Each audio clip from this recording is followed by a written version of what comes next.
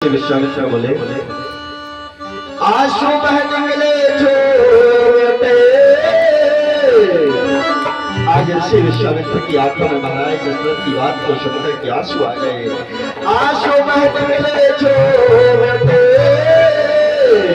गद गद हो कर यहाँ बचने गए, गद गद हो कर यहाँ बचने गए। राजन यह तेरा प्रेम राजा जीवन फूला भला रहे। राजन तेरा प्रेम राजा जीवन फूला भला रहे।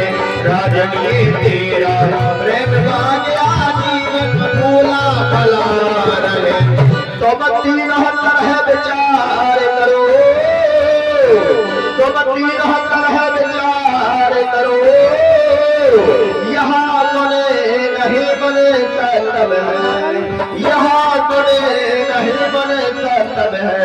तुम मनुज नहीं हो, मन ही हो यहाँ पर नहीं पर तो तब है। तुम मनुज नहीं हो, मन ही हो यहाँ पर नहीं पर तब है। मनुज नहीं हो, मन ही हो ये पुरुष नहीं पर तब है। जिस इच्छा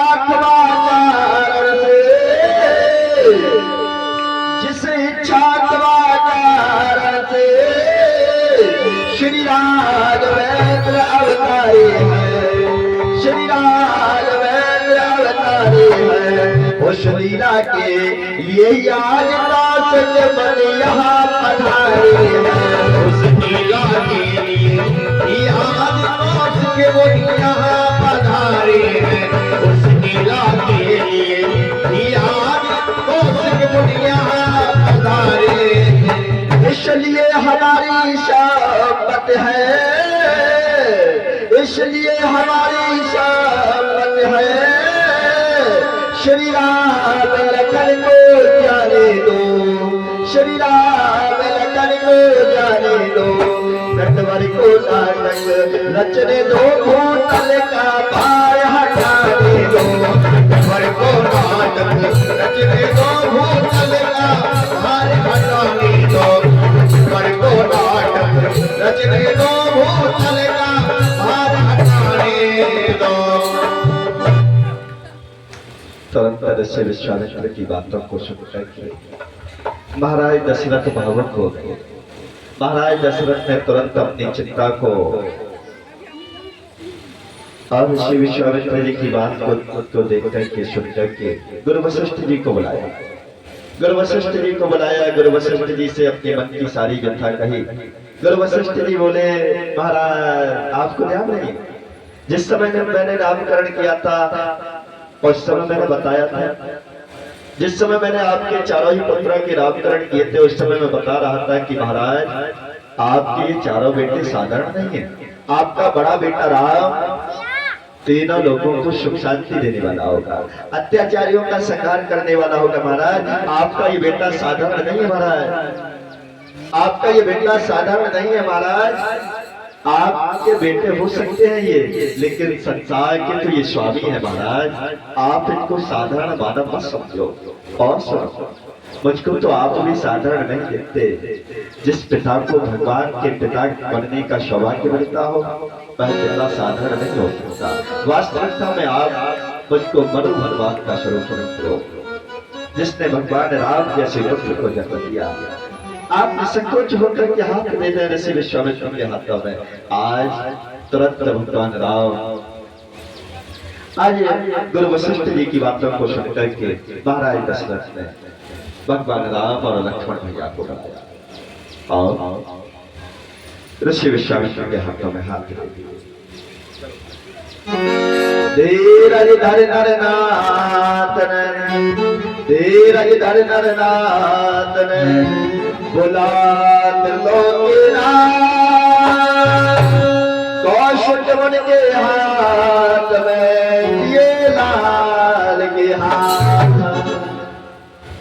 तुरंत महाराज दशरथ ने त्रिलोकीनाथ भगवान राम को बुलाया और भगवान राम के हाथों को कौशिक मणि के हाथों में दे दिया, अपने लाल के हाथ को कौशिक मणि के हाथों में दे दिया। ऋषि विश्वामित्र आज भगवान राम भैया लक्ष्मण को लेकर के चल पड़े। चलते चलते चलते चलते रास्ते में सबसे पहले ताड़का आ जाती है। ताड़का नाम की आश्रय शक्ति भगवान राम के समक्ष आ जाती है। तुरंत ऋषि विश्वामित्र भगवान राम से कहते हैं, बेटा राम, इस आश्रय शक्ति को निपटा दो, इसका संहार कर दो। तुरंत ऋषि विश्वामित्र के कहने पर भगवान राम ने अपने जीवन का पहला अवतार ताड़का के रूप में किया। बोले श्री रामचंद्र भगवान के। ताड़का का उद्धार करते करते और आगे को बढ़े, वनों पर पहुंचे, कुटिया पर पहुंचे, आश्रम पर पहुंचे। ऋषि विश्वामित्र यज्ञ करने के लिए तत्पर हो गए। भगवान राम बोले, चिंता मत करो गुरुदेव, अब आपने संकोच होकर के यज्ञ करो। जब हमारा रक्षक, जब हमारी सेना मजबूत हो और सेना और हमारा राजा मजबूत हो, तो हम लोग निडर रहते हैं, हम लोग सुरक्षित रहते हैं।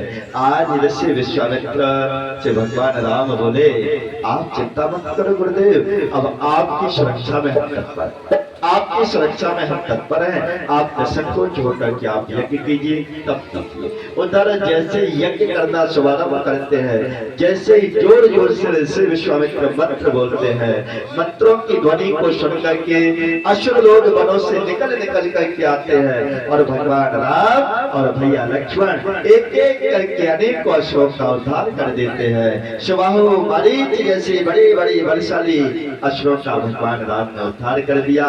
और अब ऋषि विश्वामित्र बड़े ही आराम से शांति पूर्वक यज्ञ और तप में लीन रहते हैं।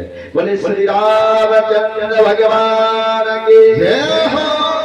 उधर दूसरी तरफ महाराज जनक, एक दिन की बात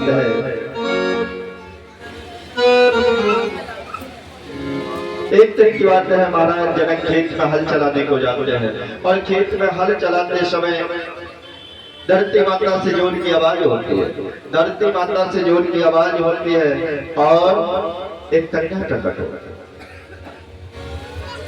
देखते हैं कि एक कन्या प्रकट होती है। उस कन्या को गोद में लेकर के महाराज जनक अपने महलों में ले आते हैं। बड़े ही स्नेह पूर्वक पालन पोषण करते हैं उस कन्या का, और उस कन्या का नाम क्या रखते हैं? उस कन्या का नाम पीछे बताओ, क्या रखते हैं? लक्ष्मण, सीता, सीता सही कह रहे हैं आप। गीता, पंडित जी को एक बार जोरदार तालियां बजाओ। क्या गजब की बात।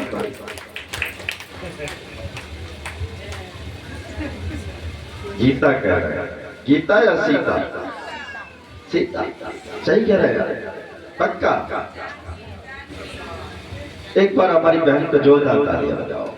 क्या बिल्कुल सटीक बताया, मुझको लगता है भैया सत्य कह रहे हैं।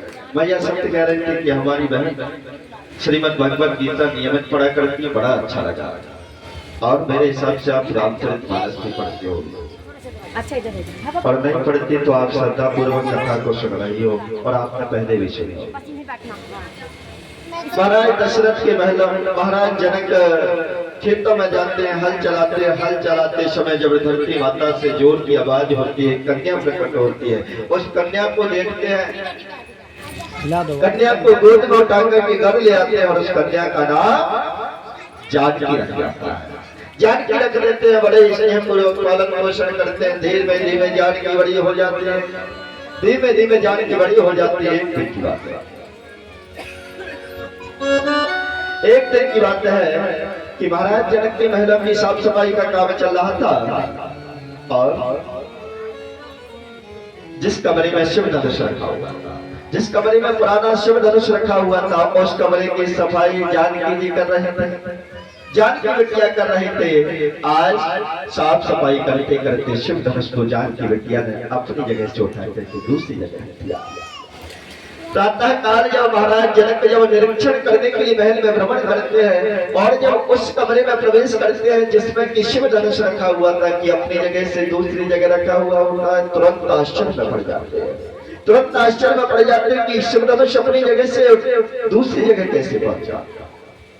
सभी से पूछा, सभी ने मना कर दिया।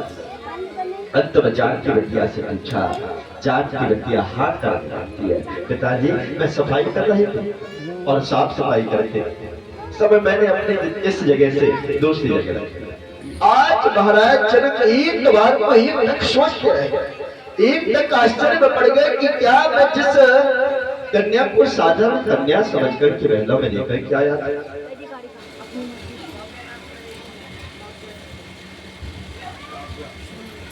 काव्या नाम की बिटिया कहां पर है? काव्या नाम की बिटिया नहीं कर रही है?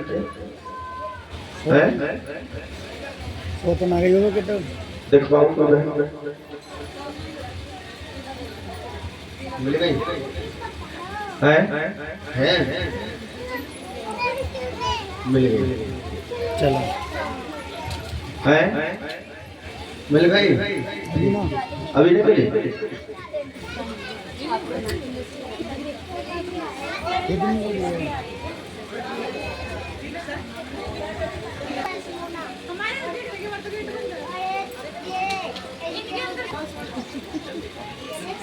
जनक जैसे कन्या जैसे देखते हैं कि शिवधनुष दूसरी जगह पूछा तो जानकी जी ने हाँ कर दिया। आश्चर्य में पड़ गए कि मैं जिस कन्या को साधारण कन्या समझ करके लाया था, क्या वह कन्या साधारण कन्या नहीं, लगता है स्वयं माता लक्ष्मी अवतार ले चुकी है। माता लक्ष्मी मेरे महिला में खेल रही है, मेरे अग्नि में खेल रही है। मैं माता लक्ष्मी को अपनी गोद में लेकर के आया। बैठे बैठे विचार कर रहे हैं कि जान की बिटिया से जान की बिटिया से महाराज जनक ने कहा, बिटिया एक काम करो, आप शिव धनुष को उठा करके इधर ले आओ। जान की बिटिया जाते हैं और तुरंत तो शिव धनुष को उठा करके आग्ने बना देती है, तुरंत आग्ने में रख देती है। आज महाराज जनक को पक्का हो जाता है कि हाँ मेरे महलों में कोई साधारण कन्या नहीं, अब तो स्वयं माता लक्ष्मी अवतार ले चुकी है। माता लक्ष्मी का अवतार जान की बिटिया के स्वरूप में मेरे अगड़े में खेल रही है और अपनी अब जान की बिटिया को वर के रूप में यदि भगवान नारायण को चयनित करना है, भगवान नारायण को ढूंढना है तो कैसे ढूंढे, कैसे ढूंढे?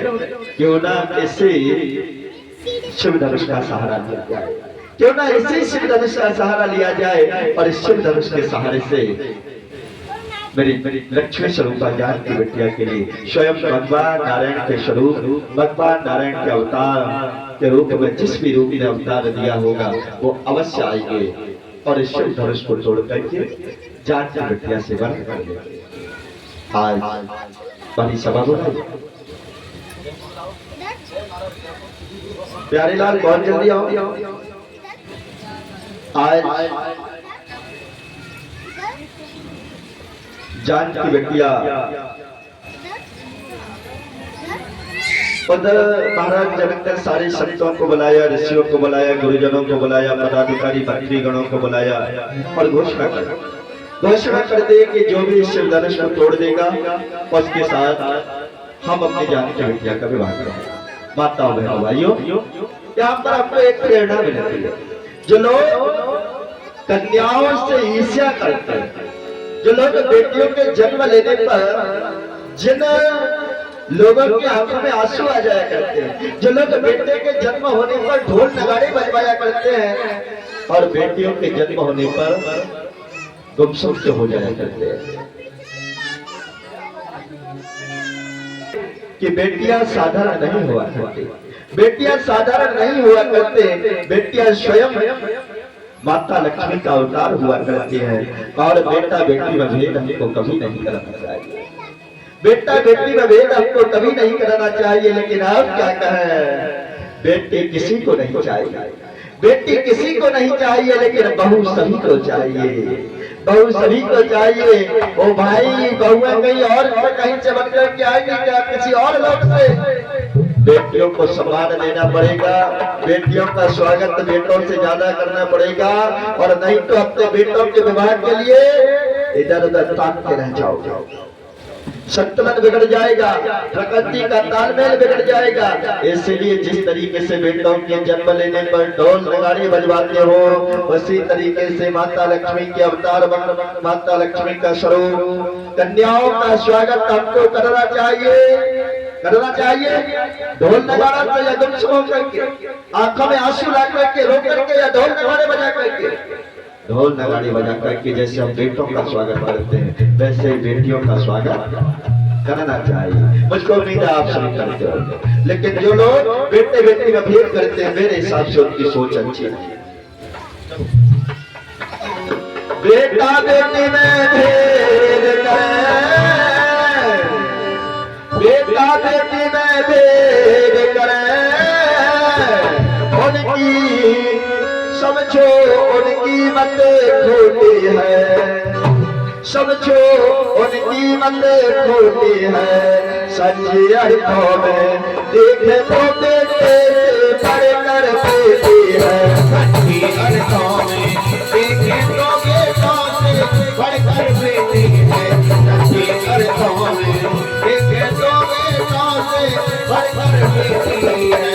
यश एक वंश का बढ़ता है, यश एक वंश का बढ़ता है, बेटे जब पुण्य कमाते हैं, बेटे जब पुण्य कमाते हैं, पर बेटी के शुभ चरित्र से तो वंश धन्य हो जाते हैं, बेटी के शुभ चरित्र से तो वंश धन्य हो जाते हैं, बेटी के शुभ चरित्र से तो वंश धन्य हो जाते हैं। जनक के और रघुपल हुए, जनक के और रघुपल हुए, सीता से प्रतिज्ञा डूबे धृतराष्ट्र को, पुत्रा के दुष्कन्या। अकेली जानकी जी ने, अकेली माता सीता ने दो कुलों की नाम को रोशन किया था। यदि बेटी पढ़ लिख करके ऊंचे पद पर बैठ जाए, यदि बेटी यदि ऊंचे पद पर बैठ करके यदि डीएम बन जाए, यदि बेटी पढ़ लिख करके सरकारी टीचर बन जाए, यदि बेटी यदि डॉक्टर बन जाए, यदि बेटी किसी राजनीतिक पद पर बैठ जाए, तो यकीन मानो दोनों कुलों का नाम रोशन होता या एक कुल का, दोनों कुलों का नाम नहीं रोशन होता। और एक बात और मैं बताऊं, यदि बेटे आपने देखा जिस दिन बेटियां यदि पढ़ लिख कर के महान बन जाए, आपने एक बात और देखी होगी कि बेटा पढ़ लिख कर के महान बन जाए तो एक बार को बेटा मुंह मोड़ देता है, बेटा मुंह मोड़ लेता है, माता पिता से बहू को लेकर के दूर चला जाता है। बहू यदि मना करते तो माता पिता को क्यों ना जाड़ा बुखार आ रहा हो घर नहीं आएगा, लेकिन यदि बेटी को यदि पता चल जाए कि मेरी मम्मी का या फिर मेरे माताजी पिताजी को बुखार आ गया, तुरंत दौड़े दौड़े चले आते आ जाते हैं, चाहे 100 कोस पर ही क्यों ना हो, लेकिन बिटिया को क्यों ना ससुराल में लड़ना पड़े, लेकिन आ जाए तो कहेंगे नहीं। बेटी को अपने माता पिता का बड़ा दुख होता है, बड़ा दर्द होता है, बड़ी पीड़ा होती है, इसलिए हमको बेटियों का सम्मान करना चाहिए। और जिस दिन हमारी बेटियां पढ़ लिख करके ऊंचे पदों पर बैठ गए, उस दिन बात करके चलो कि बहनों इस देश से अत्याचारी लोगों का दमन हो जाएगा और दुराचारी लोग ऊपर चले जाएंगे और भ्रष्टाचारी लोग विलुप्त हो जाएंगे, लेकिन आपको जागना पड़ेगा। बोलो राधे राधे। लेकिन आपको बहनों जानना पड़ेगा ये समय सोने का नहीं है, ये समय रोने का नहीं। जागो प्यारी बहनों जागो, जागो प्यारी बहनों जागो, अब समय नहीं है सोने का, अब समय नहीं है सोने का, सोई शक्ति को पहचानो अब गया जमाना रोने का, सोई शक्ति को जमाना रोने का, सोई शक्ति को पहचानो अब गया जमाना रोने। चक्रबंद के मर्दन को, चक्रबंद के मर्दन को तुम महाचंड के बन जाओ, तुम महाचंड के बन जाओ, महिषासुर का वध करने को तुम महादुर्गा बन कर आओ। महिषासुर का वध करने को तुम महादुर्गा बन कर आओ। महिषासुर का वध करने को तुम महादुर्गा बन कर आओ। जागो लक्ष्मी बाई जागो, जागो लक्ष्मी बाई जागो, आश्रय शंकर से टकराओ, आश्रय शंकर से टकराओ। सत्यभानी को सावित्री बन यमन से आज छुड़ाना हो। सत्यभानी को सावित्री बन यमन से आज छुड़ाना हो। सत्यभानी को सावित्री बन यमन से आज छुड़ाना हो। तुम जागो तो जाग उठे, तुम जागो तो जाग उठे सारा हिंदुस्तान, अपना जगत कर से बने अपना देश महान। बोले भारत माता की जय हो। आज एक चिट्ठी ऋषि विश्वामित्र के महिला कुटिया पर पहुंची। ऋषि विश्वामित्र भगवान राम भैया लक्ष्मण को लेकर के चल पड़े। बस 10 मिनट की कथा है, उसके उपरांत आरती करेंगे। ऋषि विश्वामित्र लेकर के जैसे भगवान राम लक्ष्मण को लेकर के चल पड़े, रास्ते में एक आश्रम पड़ता है। आश्रम को देखकर के भगवान राम आश्चर्यचकित हो गए और बोले, गुरुदेव बड़ा सुंदर आश्रम, बड़ा सुंदर आश्रम, लेकिन आश्चर्य स्वाद का गुरुदेव कोई रहता नहीं। ऋषि विश्वामित्र बोले, बेटा राम थोड़े द्वार पर दृष्टि डालो। द्वार पर दृष्टि डाली कि एक पत्थर की शिला चमचमा, पत्थर की शिला को देखकर के भगवान राम बोले, गुरुदेव बड़ा आश्चर्य होता है, बड़ा आश्चर्य होता है गुरुदेव कि जीवन में ऐसे चमकती हुई पत्थर की शिला नहीं। बेटा राम ये शिला वर्षों से आपका इंतजार कर रही है। बोलो राधे राधे। बहने विश्वस्त पड़ गए भाई, सोच रहे हो भाई बहुत चक्कर में पड़ जाते हैं, 3 घंटे की बजाय 4 घंटे हो जाते हैं। बोलो राधे राधे। आए इतना वॉल्यूम डाउन हो गया, लगता है आप पति देवता से कभी लड़ते नहीं हो। मुझे लगा बाहर कोहली दे दिया और पानीपत की देवियां ही बोली। बोले गोविंद भगवान की आज भगवान राम ऋषि विश्वामित्र से बोले, गुरुदेव बड़ी सुंदर पत्थर की शिला जीवन में कभी ना, जीवन में कभी ऐसी पत्थर की शिला ना देखे। बेटा राम अपने चरणों को स्पर्श करो। गुरुदेव पहले इसके गुप्त रहस्य के विषय में बताओ। सुनो बेटा राम, एक ऋषि गौतम हुए और की पत्नी का नाम अहल्या था। अहल्या देखने में बड़ी खूबसूरत हुआ करते थे और अहल्या की खूबसूरती को देख करके इंद्रदेव महाराज मोहित हुआ। इंद्रदेव महाराज अहल्या की खूबसूरती को देख करके अहल्या से विवाह होना चाहते थे, लेकिन विधाता ने जहाँ लिख दिया वही होना है, नहीं हो पाया, नहीं हो पाया। इंद्रदेव महाराज ऋषि गौतम और अहल्या से ईर्ष्या करने लगे और इंद्रदेव महाराज की एक विशेषता हुआ करती थी जो मैं बार बार बताता हूँ कि अपने शक्तियों का दुरुपयोग, अपनी शक्तियों का दुरुपयोग किया करते थे और वही किया। अपनी शक्तियों का दुरुपयोग करते हुए रात्रि में 12 बजे एक मुर्गा प्रकट करके भेजा, मुर्गा प्रकट करके भेजा ऋषि गौतम की कुटिया के समक्ष में। मुर्गा आवाज लगाने लगा और जैसे ही आवाज करता है ऋषि गौतम की आंखें खुल जाती है, चल पड़ते हैं। पहले काय से जागते थे क्या भैया? मुर्गे की आवाज से जागते थे। मुर्गा बोल जाता था, समझते थे 4 बज गए। अब तो कहे क्या कहना, अब तो कहना है क्या, आज तो मुर्गों को खाने वाले ही नहीं छोड़। जैसे ही आवाज लगाने लायक होते वैसे ही चट कर जाते हैं। आज ऋषि गौतम जैसे गंगा स्नान को जाते हैं, आकाशवाणी होती है, गौतम घर को वापस जाओ, तुम्हारे साथ बहुत बड़ा छल हुआ है। तुरंत ऋषि गौतम अपने घर को वापस आते। बोलो राधे राधे।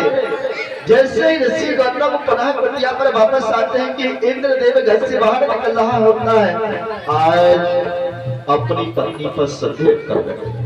आज ऋषि गौतम अपनी पत्नी पर संदेह कर बैठे और क्रोध में आकर के श्राप दे दिया, अहिल्या तुमको अपनी खूबसूरती पर ज्यादा घमंड होता है, जाओ मैं श्राप देता हूँ, जाओ मैं श्राप देता हूँ अहिल्या कि तुम पत्थर की शिला बन जाओ। आज अहिल्या अपने पति ऋषि गौतम के श्राप देने के कारण पत्थर की शिला बनने को मजबूर होना पड़ा। ऋषि गौतम से बार बार बैठ कर के माफी मांगी, बार बार बैठ कर के ऋषि गौतम की पत्नी अहिल्या बोली, महाराज पहले बात सुन तो लो, पहले एक बार बैठ कर के बातचीत कर तो लेते। जब बैठ कर के बातचीत की गई तब पता चला कि बहुत बड़ा छल हुआ है, बहुत बड़ा धोखा हुआ है। लेकिन कहते हैं ना, क्रोध के आवेश में लिया गया निर्णय, क्रोध के आवेश में लिया गया डिसाइड सदैव घातक होता है। कभी भी क्रोध में कोई भी डिसाइड नहीं लेना चाहिए, वही हुआ। आज ऋषि गौतम ने क्रोध के आवेश में आकर के अपनी पत्नी को श्राप दे दिया, लेकिन बाद में अपनी गलती पर पछतावा हो रहा है, अपनी गलती पर पछतावा हो रहा है। इसलिए तो कहा है, बिना बेचारे जो करे, बिना बेचारे जो करे वो पाछे पछताए, बाद में पछताना पड़ता है जो क्रोध के आवेश में डिसाइड लेते हैं। आज दूसरी तरफ भगवान राम, अहिल्या पत्थर की शिला बन जाती है। भगवान राम से गुरु विश्वामित्र बोले, महाराज बेटा राम अपने चरणों को स्पर्श करो। बोले राधे राधे, बस 5 मिनट सुन लो मैं। भगवान राम बोले, गुरुदेव क्या कहते हैं? गुरुदेव क्या कहते ही नारी है। पहली बात तो गुरुदेव ये नारी है कि नारी के पर पुरुष अपने चरण नहीं लगा सकता, महापाप पड़ता है। और दूसरी बात गुरुदेव, ये ब्राह्मण नारी, ये ब्राह्मण नारी हमारा गुरुदेव, और हम क्षत्रिय है, कभी भी क्षत्रिय ब्राह्मणों के अपने चरण नहीं लगा सकते, पाप पड़ता है। क्षत्रिय तो ब्राह्मणों के पैर छूते हैं तो ना कि हम लोग चरण लगाते हैं, बहुत बड़ा पाप पड़ेगा गुरुदेव, मैं ऐसा नहीं कर सकता। पहले बात तो नारी और दूसरी बात ब्राह्मण नारी। तो ऋषि विश्वामित्र बोले, बेटा राम आपत्ति काले मर्यादा नास्ते, आपत्ति काल के समय यदि मर्यादा को तोड़ना पड़े बेटा तोड़ दो। किसी के प्राण यदि आपके झूठ बोलने से बच जाए, आपत्ति काल के समय कोई मर्यादा नहीं हुआ करते। इसलिए बेटा राम इस समय आप इस मर्यादा को तोड़ करके, मैं कहता हूँ कोई पाप नहीं पड़ेगा। ये बरसों से इंतजार कर रही है, तुरंत अपने चरणों को लगा करके उद्धार करो। तुरंत भगवान राम ने ऋषि विश्वामित्र को प्रणाम करते हुए और पत्थर की सलाह से अपने चरणों को स्पर्श किया और अहिल्या प्रकट हो गई। अहिल्या ने भगवान राम का ऋषि विश्वामित्र का आभार व्यक्त किया और शुक्र लोक को उड़कर के वापस चली गई। ऋषि गौतम के लोक को उड़कर के वापस चले गए। भगवान राम और भैया लक्ष्मण को लेकर के जनकपुरी पहुंचे। महाराज दशरथ एक भजन सुन लेंगे, उसके उपरांत तो बस आरती होगी। आज जैसे जनकपुरी पहुंचते हैं, जनकपुरी से बाहर भगवान राम रुक जाते हैं और ऋषि विश्वामित्र रुक जाते हैं, रात्रि विश्राम करते हैं। प्रातः काल जब भगवान राम और भैया लक्ष्मण को फूल लेने के लिए बाग में भेजते हैं, तो उधर जानकी जी अपनी सखियों के साथ बाग में घूमने को आते हैं, वनों में घूमने को आते हैं। और जैसे एक दृष्टि भगवान राम की तरफ जाती है, तुरंत निहारती रह जाती है, देखती रह जाती है। क्या कहती है सखिया, पता जाता है। रामचंद्र भगवान की आज राम जी की पहली मुलाकात